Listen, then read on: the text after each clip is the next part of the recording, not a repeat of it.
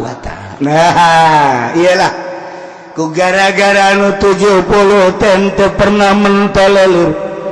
teu pernah peduli terhadap peradaban anu berubah. Ibadah lain ka Gusti Allah tapi ibadah kanak sapi nu dibawa ku Musa Samiri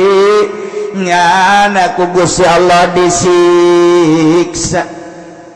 ketika jelema pararaeh Kanjeng Nabi Musa nuluy jelema sing golepak sedih cerik qala rabbi law syi'ta ahlaktahum min qablu wa iyai. Cek Kanjeng Nabi Musa Gusti Pangeran Abdullah Syita lamun Gusti kersa dek narusak ka hamba-hamba Gusti nu 70 dek di maotan dek disiksa atuh alag taum min qablu wa iyai maninggal Gusti ngarusak memeh keluar abdi di negara Mesir ke Gunung Tursina wa iya jeung abdi atuh kamari bae abdi siksa ulah geus datang ke Gunung Tursina disiksa mending waktu keur di negara disiksa kabehan liu aina Banu Israil zalika walayatahimuni abehnya langsung neuleuh ka umat-umat kaum-kaum Bani Israil disiksa ku Gusti Allah wala tatahimuni sehingga manehna nanti aya penyurigaan kasim abdi Gusti mun ku Gusti dek disiksa ayeuna atuh maning kamari bae memeh berangkat nah Gusti make jeung nyiksa ayeuna engke lamun abdi balik sorangan ieu kaum pararaeh mana teuing curigana meureun kaum Bani Israil tuh Musa berangkat ke Gunung Tursina nu 70 pae dibuluh berarti ku Musa Gusti ulah sampeikeun ka kitu ulah sampai ka kitu Gusti law syi'ta ahlaktahum min qablu wa iya atuhlikuna bima fa'ala sufaha minna. Apakah Gusti maehan ka kami sadaya ngarusak ku pagawean-pagawean kalakuan-kalakuan anu diperbuat ku jelema-jelema nu bodoh ku gara-gara nyana nyembah pedet ku gara-gara pindah pangeran sebahagian kana itu kemudian kami disiksa kabehan atuh likuna bima fa'ala sufaha nu dimaksudna Gusti atuh ulah ku gara-gara batur nyembah ka pedet abdi disiksa ulah Gusti hamzah nalil istiatab maksudna menta kadeudeuh jeung kanyaang Gusti anu nyembah ka pedet bae anu inkar mah inkar bae ku sebab manehanana inkar dosa-dosa jana kok siksana dibikeun ka kami Gusti atuh kami masalametkeun bae Gusti deudeuh jeung nyaahan atuh Gusti ulah sampekeun batur nu nyembah ka pedet ku Musa Samiri diajak kaju kami anu disiksa ieu di luhur gunung atuh likuna bima fa'ala sufaha minna in hiya illa fitnatuk teu aya ieu mah sakadar cobaan cek Gusti aing teh nyoba Musa ketika maneh munajat ke Gunung Tursina mukalamah jeung aing kaum-kaum teh dicoba ku aing ketika ditinggalkeun ku anjeun sebagai pembawa risalah ieu teh kaum deuk dicoba ibadahna aing teh nyieun Musa Samiri aing nyieun kaistimewaan kabisa Musa Samiri nyelah tina perhiasan kaum Kipti emas perak jeung sajabana dihijikeun dijieun anak pedet sehingga anak pedet bisa nyarita bisa ngomong bisa sasada bisa mukalamah ku aing dicoba manusia kaum ngagelok atawa henteu nang aing nyoba in hiya illa fitnatuk tudillu biha man tasya' wa tahdi man tasya. Ulah bingung Musa ulah bingung sebab sadana urusan aing nyoba tah cek Kangjeng Nabi Musa horenganan eta teh fitnah teh cocoba ti Gusti teh tudilu biha man tasya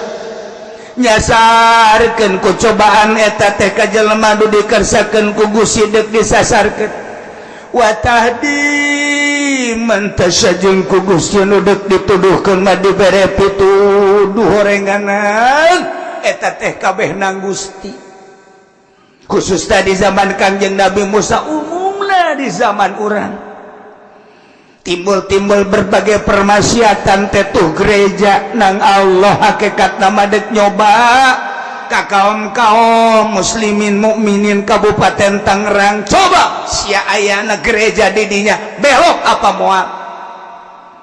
dibangun kelenteng hakikat nama nang Gusti Allah jamaah makhluk Gusti Bupati teh menandatangani gereja, menandatangani kelenteng dan lain-lain sebagainya, menandatangani pihara. Eta teh kapan makhluk aing bupati urusan bupati dorakana eta mangke di akhirat. Nah, aing dek nyoba ka kaum di Kabupaten Tangerang belok moal.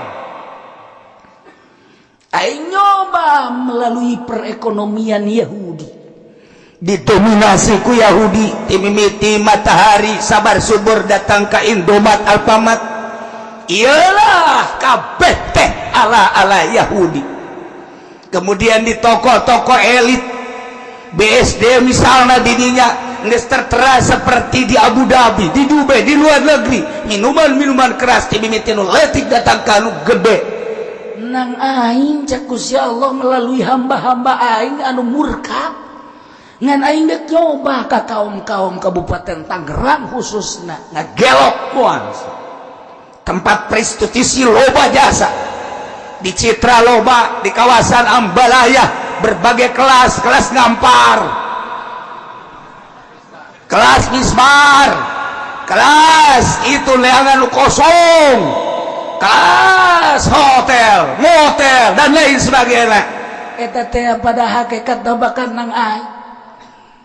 emang nang sana melalui jelema biadab nu ku aing diciptakeun ieu teh jang nyoba ka anak-anak muda di Kabupaten Tangerang khususnya jang tokoh-tokoh saha anu dakwahna kenceng anu ngalarang saha pemuda anu bisa mempertahankan akidahna saha jawara anu kembali tina lembah-lembah hitam kemudian ke lembah putih saha lamun henteu dicoba kitu bual kanyahoan mana kiai nu gagah jeung mana kiai nu henteu gagah lamun teh dicoba model kitu mana pemuda anu kuat akidahna jeung mana nu teu kuat lamun teh dicoba ku aing ku hujan moal kanyahoan ku hujan mana nu ngaji mana nu teu ngaji cobaan sarua bae ternyata begitu dibere hujan 70% ngaringkuk di iman cobaan sangkilang nu ngaji ka dieu ge teu murni nu tadi teh lantaran nyana embung kampange jeung polisi sakitu teu cenah kiai yang murni rek ngaji teu mah geus teh urusan nyana jeung Allah aing mah keur ngomong bae teh urusan ya kanyawan ieu beungeut anu merengut jeung henteu mah coba terus engke gitu bae berputar dunia ini berputar engke aya jelema naon kitu ngaranna itu jelema nu dugal engke ditimpali deui ku Gusti Allah jelema anu Gatot Kaca datang deui Arjuna datang deui Samyaji datang deui kitu Cepot datang deui engke ka dieu si Gareng datang deui ka dieu si Semar datang deui terus Kombayana woi datang deui pan cenah kiai yang nyaho sekarang itu dan disiap aing ge nyaho teh datang tuh atuh kitu bae terus bae datang zaman Soeharto jel Gus Dur lawana datang deui zaman SBY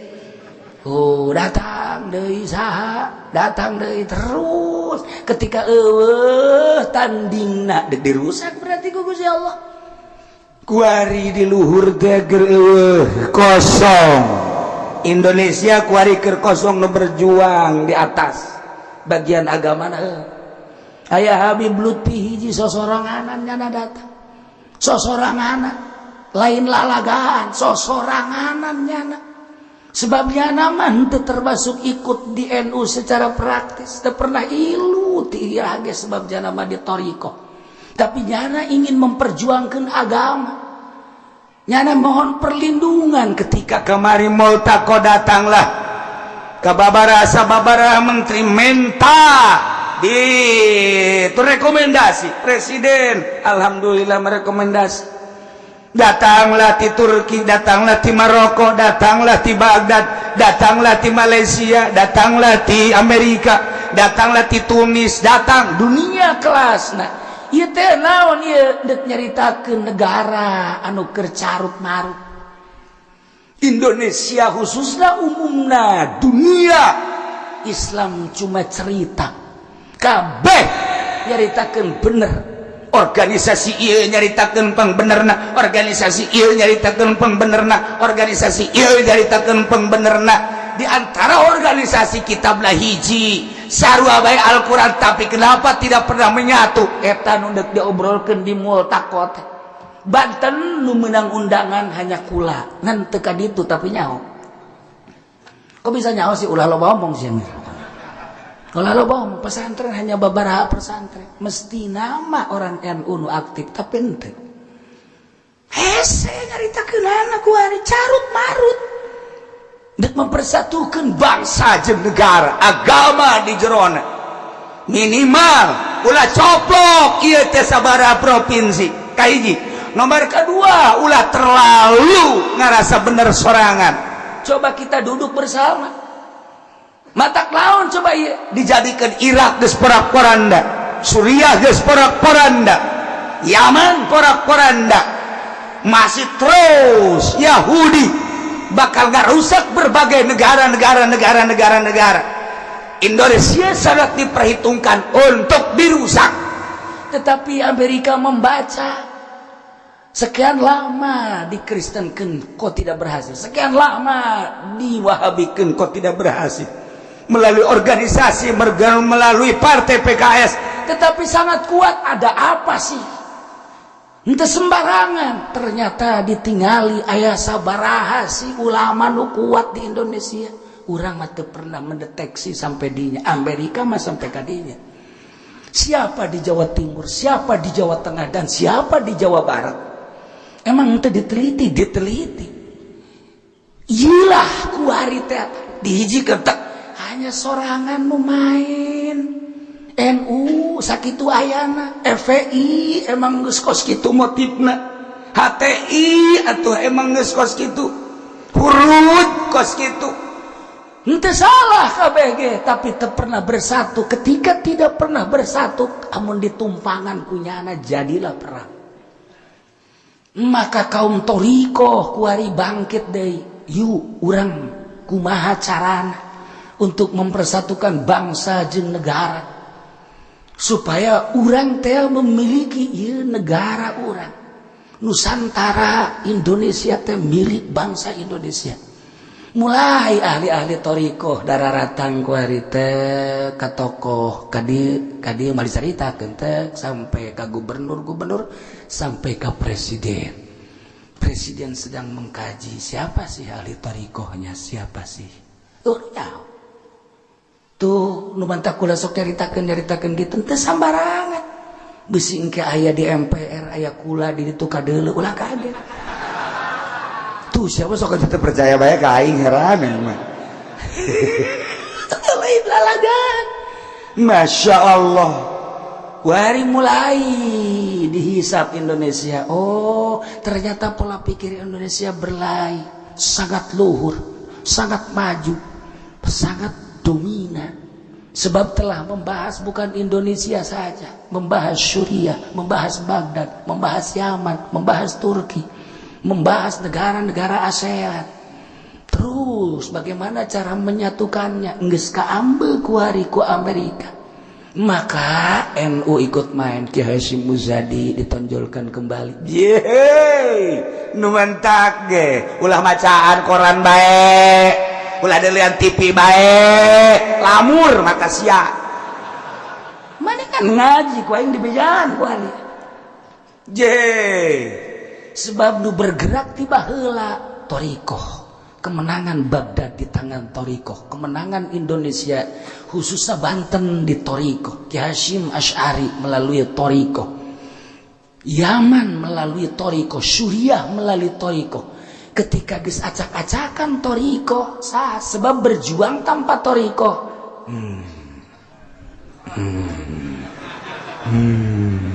cak nu di luar naonnya pokoknya sih mati nyaho belah tuh berjuang di organisasi tanpa ieu teu jalan berjuang di partai tanpa ieu teu jalan tipu doli pidato tanpa ieu teu jalan Haji Pendi maca, mamaca, kutub-kutub robani tanpa ieu teu jalan. Tahu bangsa dihianat ku Tuan Syabdul Qadir.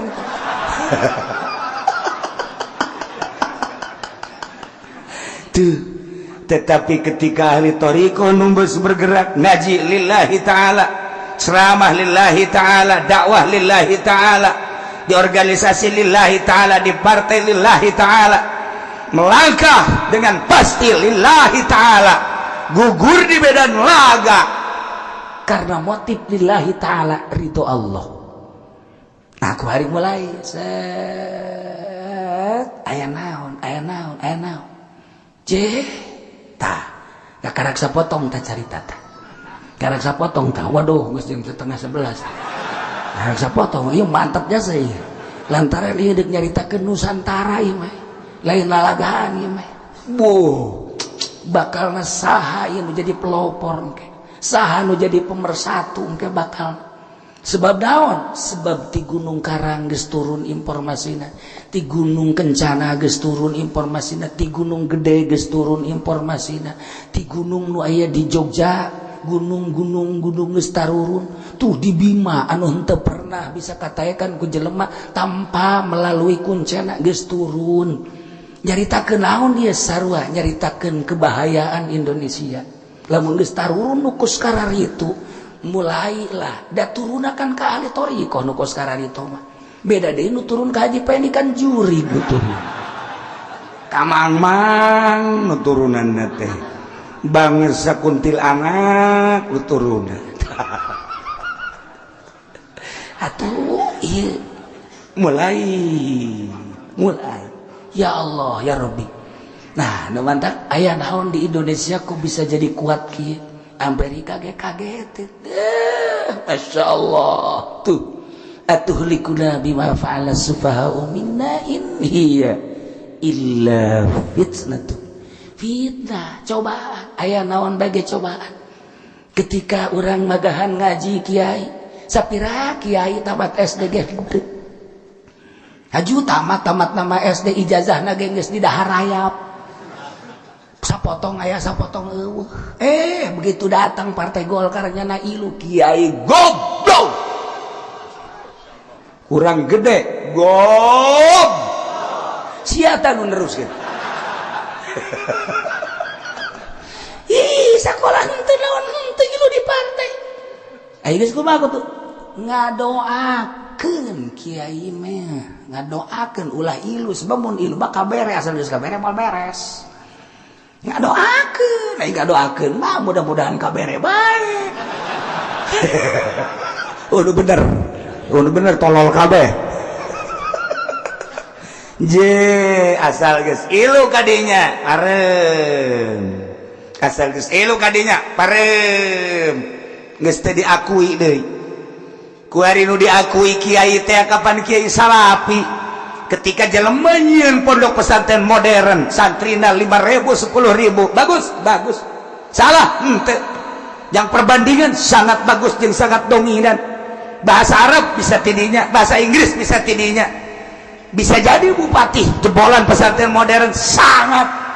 tetapi ketika nyaritakeun ibadah nanaona tur kiai nu pondok pesantren teu diakui masyarakat bawahnya kiai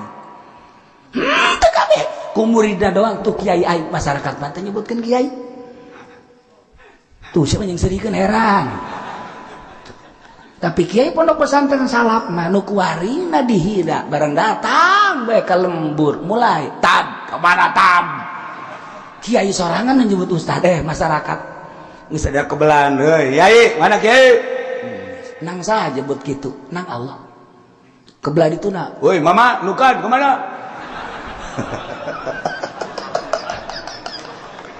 jadi mulai geus tuh sebab naon sebab ai kiai modern mah kapan aya sekat jeung masyarakat tadi aku kiai ku masyarakat tapi kiai salap mah kiai ulang henteu ka mana henteu bado ka imah tuh naon penting ngariung oh ya siap ngariung geus menang dua poe kiai hampura kunaon abah kula paeh pangmandiankeun siap yang ising didinya kiai didinya kiai nu mandian saya geus beres di pandian kiai bungkus kiai kiai salatan ku kiai siap kiai ya usah panggul habak siap gitu kiai mah aduh ke bangos di kos gitu mah teu mau kos di masjid kiai nongkrong trong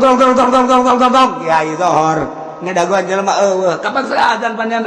Allahu akbar Allahu akbar Allahu akbar Allahu akbar sugan aya masyarakat datang keneh bae geus salat ratib keneh Allahu akbar asyhadu an la ilaha illallah asyhadu anna muhammadar hayya 'alas shalah hayya 'alal qomati shalah qad qad Allahu akbar la ilaha illallah Allahu rabbana keneh salat ka ibarat sorangan bae usolli fardhu zuhri arba'a rakaat imaman lillahi ta'ala cak ada tetangga weuy makmum mana ulah ngomong Allahu akbar geus beres sugan rakaat kadua aya nu datang kan lumayan geus teu kudu niat deui maksudna geus lamun niat imaman ke rakaat kadua datang geus teu kudu niat jadi imam deui kan ngeunaheun sugan rakaat ka sugan atuh keur tahiyat hating datang ka tahiyat eueuh Assalamualaikum warahmatullahi alhamdulillah geus beres nah sugan keur wiridan datang datang ka balik sorangan diborong punya mantaknya kebal-kebal macamnya dijual baik itu kok masih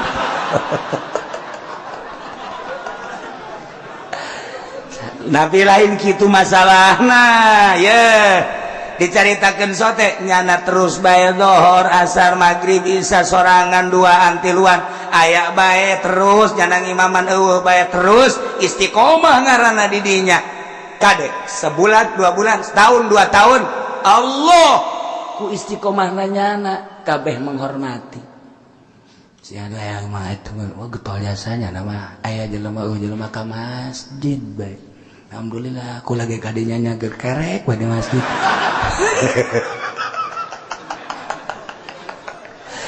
kebal-kebal diakui masyarakat coba kiai modern malah ya sebab naon beda niat nage ke waktu mondok nage hayang bisa ibadah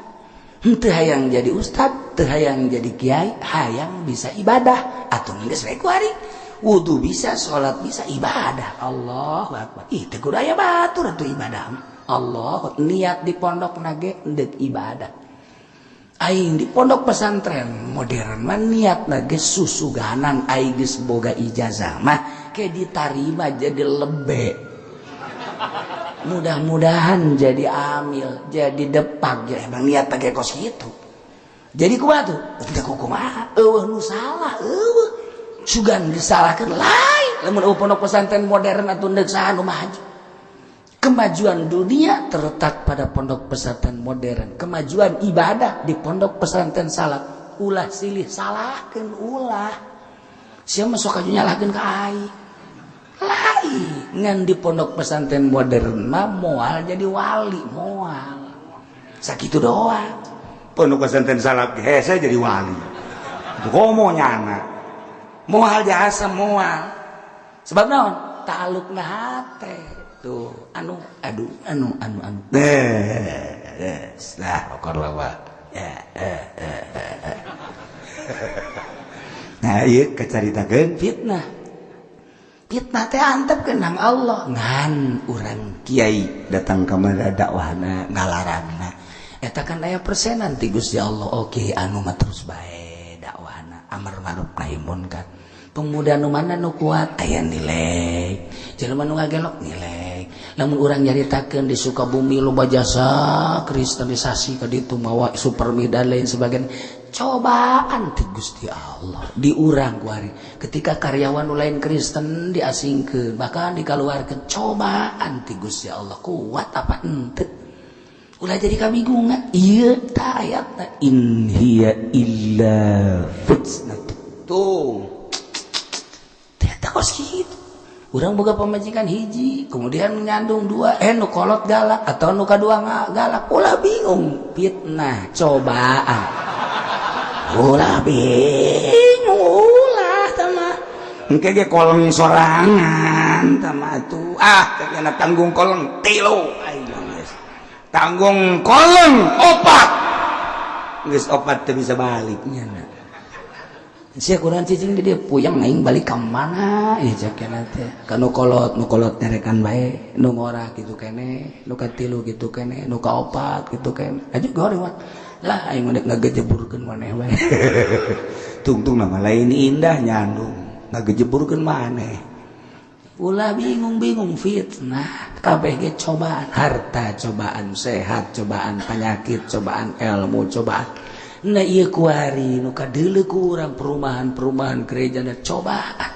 Lamun urang teu dicoba moal kayahoan luhurna urang.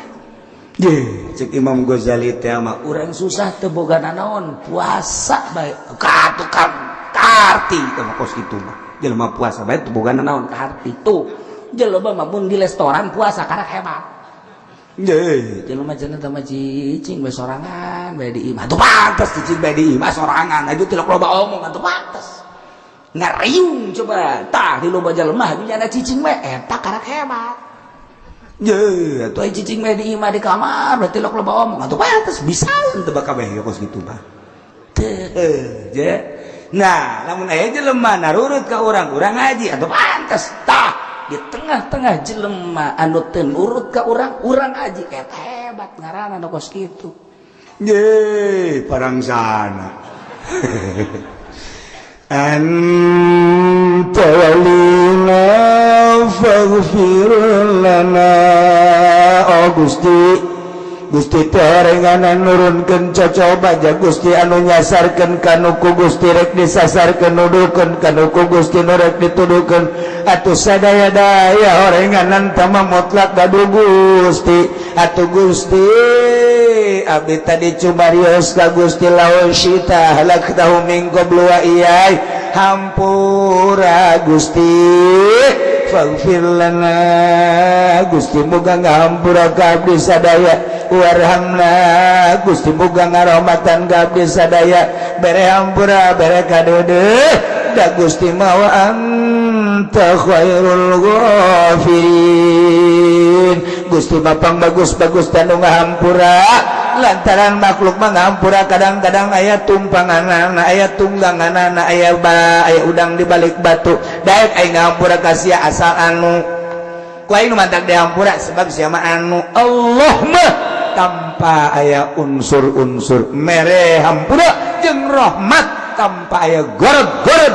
nu lain iskuni Allah mah mun geus kahampura ngahampura bae mun geus karahmatan ngarahmatan bae. Kitulah hararudang deui dihampura ku Gusti Allah. Masya Allah. Mudah-mudahan urang kabehan dibere kuat nandangan fitnah ti Gusti Allah, dibere teger sakilang fitnah ambalaya, dibere akidah urang mantep ka Gusti Allah, bisa ibadah ka Gusti Allah dengan mantap, dihijikeun jeung para wali-wali Allah, dihijikeun jeung ahli-ahli Allah, diberi pangampura jeung rahmat Allah bi barakati ummul Quran Al-Fatihah.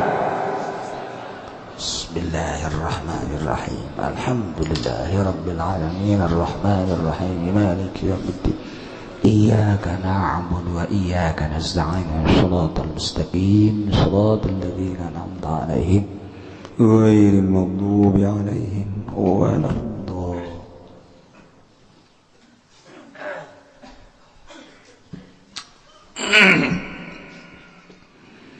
Allahumma sholli wa sallim ala sayyidina Muhammadin fil awwalin wal akhirin